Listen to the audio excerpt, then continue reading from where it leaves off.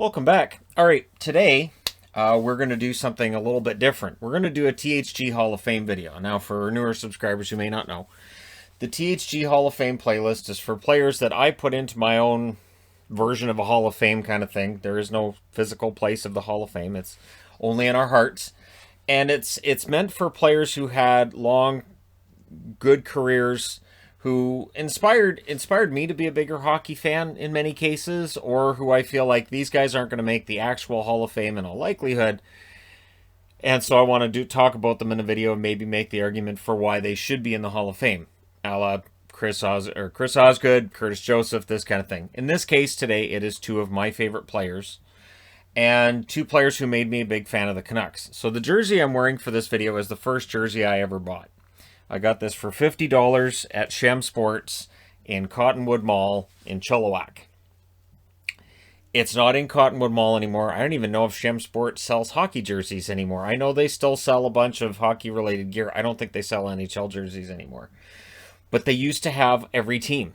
And so I went in and I got Vancouver first. Soon after I got Boston, I got Calgary, and I got Dallas, who were Minnesota at the time, but it was the Stars logo, so people think of it as Dallas, but it was Minnesota at the time. And it, again, that's a whole other story for a whole other time, because people are like, wait a minute, you had Calgary as a jersey before you had the Stars? Yeah, absolutely. But anyways, what would cause me to be a huge Canuck fan? Well, Kirk McLean and Greg Adams were a big part of that. And these guys are tied together because they were part of the same deal.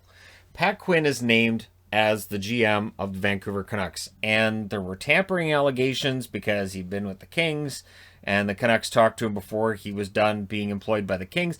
It was kind of controversial at the time for how Pat Quinn became the general manager of the Canucks. But one of the first deals that he made was bringing in both of these players, and it was a very smart deal. So we'll start off with Kirk McLean, who was a number 107 pick of the New Jersey Devils. Plays 2 games the first year, 85-86, 1-1 record, 814 save percentage, 5.98 goals against. You will notice save percentages were much lower in the 80s and the early 90s. That's just how that worked. Kirk McLean, 4 games, 1 goal. So used to doing players who are forwards and defensemen. 1 win, 1 loss, no ties. 861 save percentage, 3.75 goals against. September 15th of 1987, he is traded with a 1988 second-round draft pick, along with Greg Adams, and that was Lee Frolin for anybody who's curious, in exchange for a 1988 second-round pick, a fourth-round pick, and Patrick Sundstrom. Now, I had been a huge fan of Patrick Sundstrom. I thought he was great. And he was one of those rare forwards for the Canucks that could hit 90 points. And so, seeing him leave and getting back a goaltender who at this point was unproven, Greg Adams, who we will talk about after we're done talking about McLean, but Adams, who looked like he was going to be a good goal scorer, but had kind of an off year, made me a little nervous. So I was like, okay, who's going to be the number 1 center then? All right, well, we'll figure it out. His first year in Vancouver, McLean, 11, 27, and 3 in 41 games, 875 save percentage, 3.78 goals against. They were very clear. This is our goaltender. This is the guy. We're going to go with him. 88-89, 42 games, 20, 17, and 3 record, 891 save percentage, 3.08 goals against. The interesting thing with McLean was that he was backstopping along with Steve Weeks. Steve Weeks, in some cases, was putting up better numbers, but the win-loss record wasn't as good as that being put up by Kirk McLean.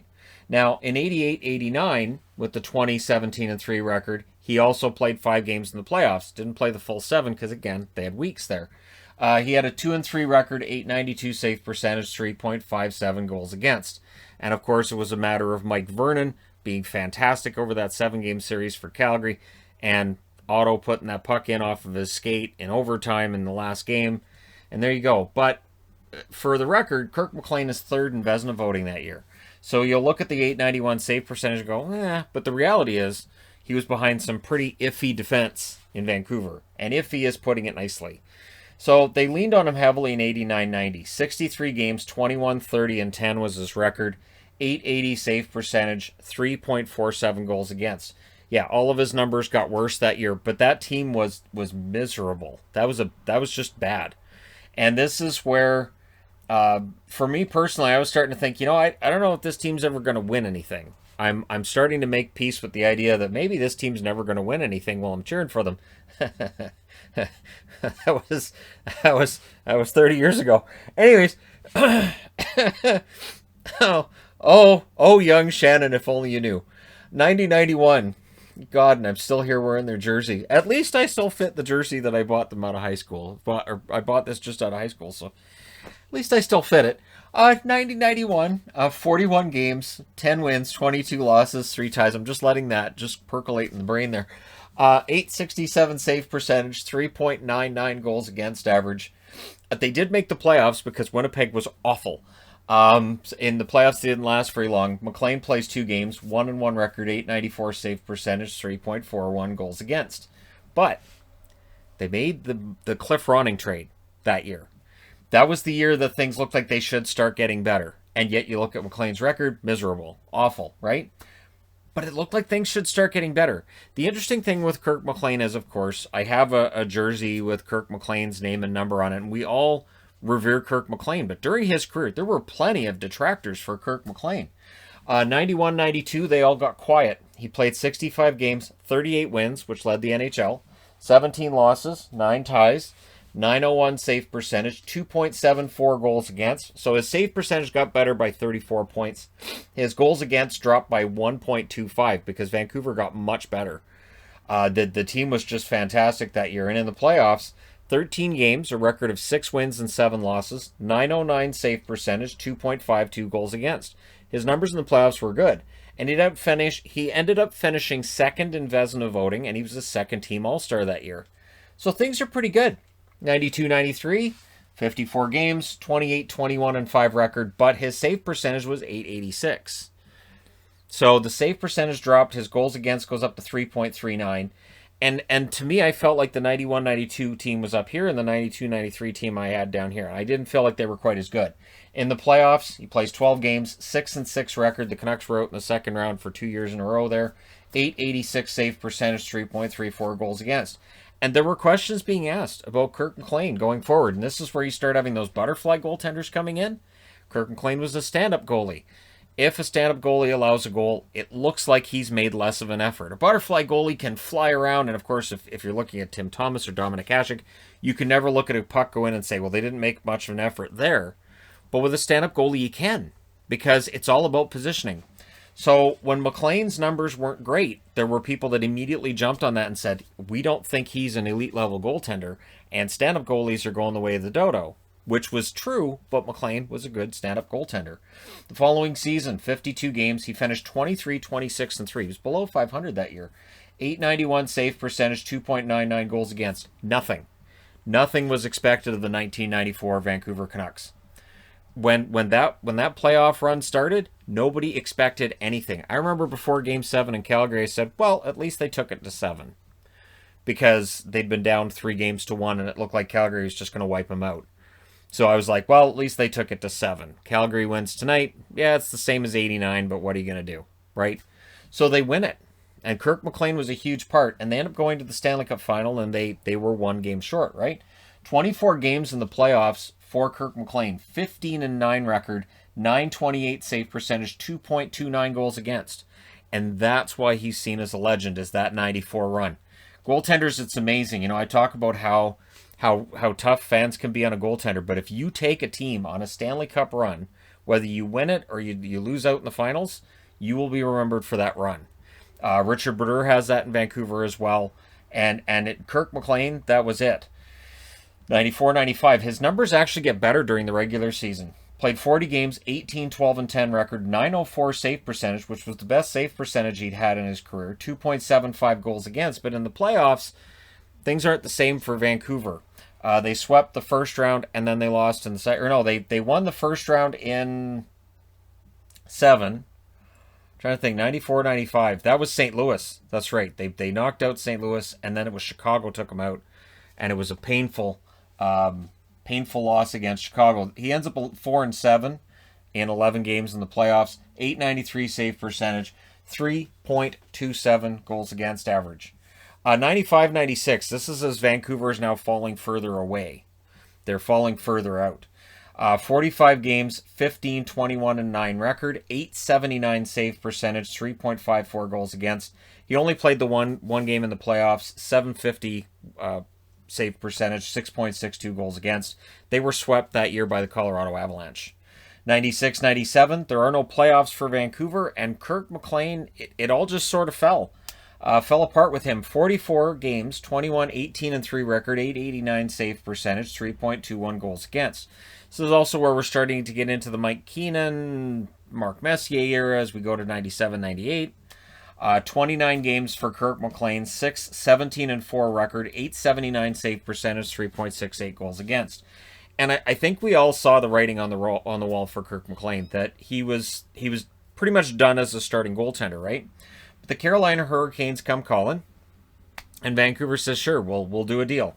So on January 3rd of 1998, he's traded with Marty Gelinas for Sean Burke, Enrico Ciccone, and Jeff Sanderson.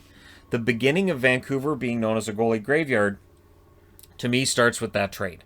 Kirk McLean, who was known as the goaltender for Vancouver for over a decade, moves on. They brought in Sean Burke. Sean Burke didn't last very long as a Vancouver Canuck either. And Jeff Sanderson didn't last as long as a Canuck as people thought he would when he came here. Not only that, but Enrico Ciccone, I just like being able to say his name in the video, so there you go. McLean's time in Carolina was short. Plays 8 games, has a 4-2 record, 878 save percentage, 3.29 goals against, and they move him. At the deadline, March 24th, 1988, he's traded to Florida in exchange for Ray Sheppard.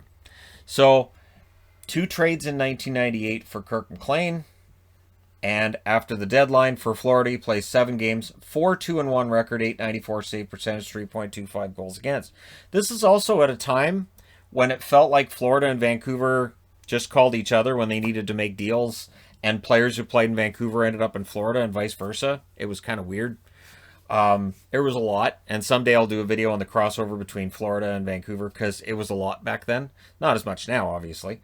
But yeah, and then 98-99, he's the backup. 30 games, 9 wins, 10 losses, 4 ties, 900 save percentage, 2.75 goals against. His numbers are good.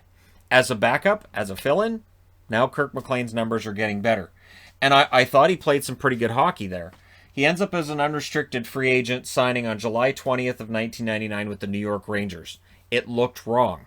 It looked wrong to see Kirk McLean in a New York Rangers jersey because he's a Canuck. What's he doing in a Rangers jersey? Was fine in Florida, was fine in Carolina. It looked weird with the Rangers. His first year with the Rangers, he played 22 games, 7-8-4 record, 896 save percentage, 2.94 goals against. And again, he's perfectly fine and serviceable as a backup. His final year, 2000-2001, 23 games, 8-10-1 record. His save percentage, 889, 3.49 goals against. So his numbers drop a bit. But he never got anywhere near the level of fame he had as a Vancouver Canuck in the mid-90s.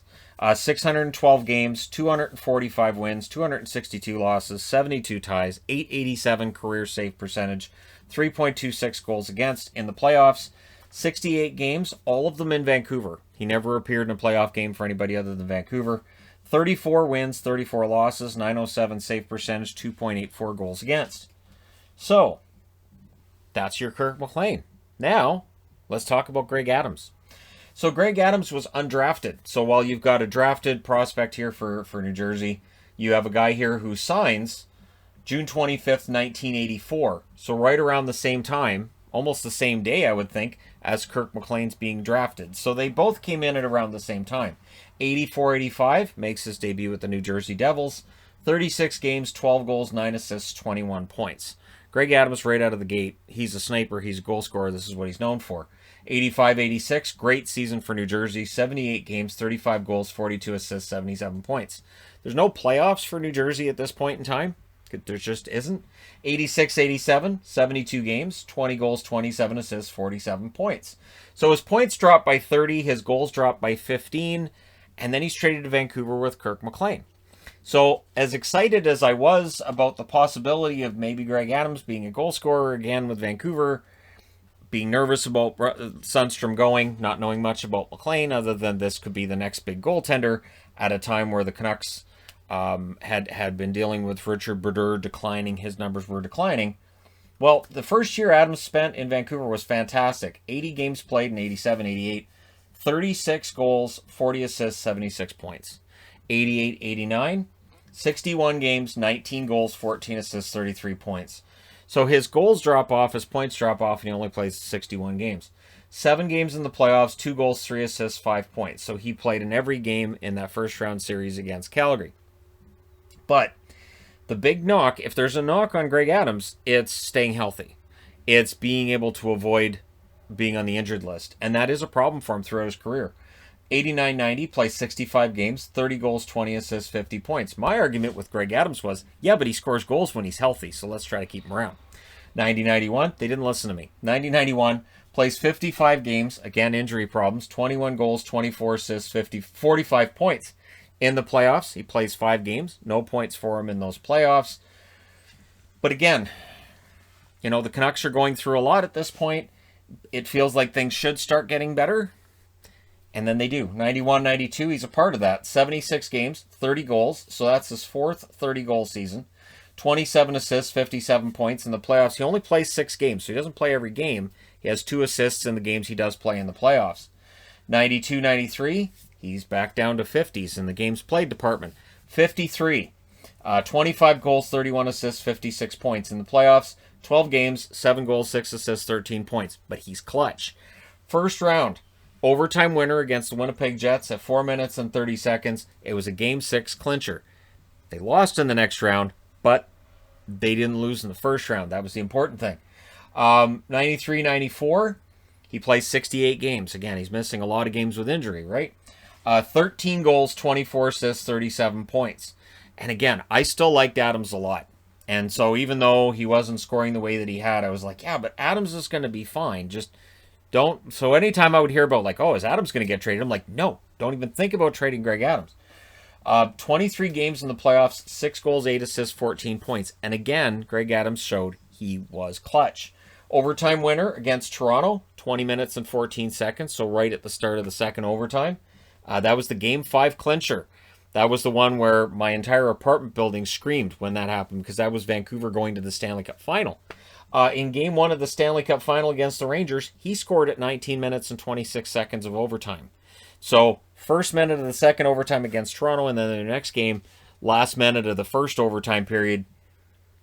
And then, you know, for people who wonder, well, why is Shannon so up on Greg Adams? That'd be it right there.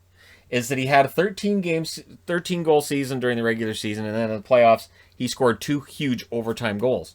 So the Canucks rewarded him in 94-95 by trading him. 31 games, 5 goals, 10 assists, 15 points. I'm not going to pretend that he was healthy. I'm not going to pretend that he was scoring at a good rate. I still personally wouldn't have traded him. So they traded him on April 7th of 1995 with a 5th-round draft pick that year, and Dan Kessa, in exchange for Russ Courtnall. Which, again, to me, I was like, okay, so they're putting the Courtnalls together. Well, that'll be okay. What do you mean Jeff's leaving as a UFA? I hate my life. So so he goes to Dallas, which I'm good with, right? Because I cheer for Dallas. So I'm like, okay, cool. He's in Dallas. 12 games in Dallas, 3 goals, 3 assists after the deadline. In the playoffs, 5 games, and he has 2 goals. All right. 95-96. This is where I kind of felt happy about Greg Adams being with the team I cheered for, because 66 games played, 22 goals, 21 assists, 43 points. So that's his first 20-goal season since 92-93. And I was like, okay, so Greg Adams is showing he can still score. He's also showing he can still get injured, but he can still score when he's in the lineup. 96-97, his final 20-goal season. Although we get into those final couple seasons, he's so close. But 21 goals in 50 games, which isn't too shabby. 15 assists, 36 points overall. In the playoffs, he plays 3 games, just the 1 assist. 97-98, 49 games played, 14 goals, 18 assists, 32 points. In the playoffs, 12 games played, 2 goals, 2 assists, 4 points. But again, he only plays 49 games that year due to injury. So Dallas doesn't believe they can have, any kind of plans around him long-term or short-term because of injury problems. So they let him go. And it's too bad because remember, in 99, Dallas wins the Stanley Cup. So the year after he's gone from Dallas, they win the Stanley Cup. He signed September 1st of 1998 with the Phoenix Coyotes, known as the Phoenix Coyotes at the time. And it was weird because he stays out there as a UFA, likely due to his status as a guy who gets injured a lot, right? But he played a lot of games. Played 75 games. That's the highest number of games he had played in almost a decade. It was 91, 92 since he'd played that many. 19 goals, 24 assists, 43 points, like I said. So close to 20, right? In the playoffs, 3 games played, 1 goal. 99-2000, played 69 games, 19 goals. Again, right on the verge of 20. 27 assists, 46 points. And in the playoffs, he played 5 games, no points. So, again, injuries and age. Age is starting to become an issue as well. November 6th, 2000, he signs as an unrestricted free agent with Florida, meaning he signed with Florida after the season had started. So he does end up playing in 60 games. Would have played more if he'd signed earlier. 11 goals, 12 assists, 23 points. And that's where, once the goal scoring's done and the speed is an issue, that's the writing on the wall right there. So that was the end of Greg Adams' career. Interestingly enough, his ends in Florida. Kirk McLean spent time in Florida. The Vancouver-Florida crossover is common. 1,056 games in his career, 355 goals, 388 assists, 743 points. In the playoffs, 81 games played, 20 goals, 22 assists, 42 points. So to me, these two guys are tied to one another. So I want to put them in the THG Hall of Fame at the same time. As a duo, as the two of them. And it's not necessarily a sign that they don't both deserve to go into the THG Hall of Fame on their own. I thought about this today, too. I thought, should I do a video on one and then a video on the other? And I thought, no. To me, these two guys were tied together. And when Adams leaves in 95, McLean leaves in 98, it felt like everything was falling apart for a team that in the early 90s, I was pretty sure was going to do something special. And they got close. They were both on that team in 94 that got within 1 game, but they didn't quite get it done. But still, I was a fan then, I'm a fan now, and I've still got the jersey that I bought all those years ago that has had the logo completely taken off and replaced. It has a lot of pulls in it, and a lot of... It's seen a lot over the years. But there you go. Kirk McLean and Greg Adams, both in the THG Hall of Fame. Let me know your thoughts in the comments section below as always. Don't forget to hit like and subscribe. If you're browsing your way through, you just happened upon this video. Thank you guys so much for watching, for all your support. I will talk to you again soon.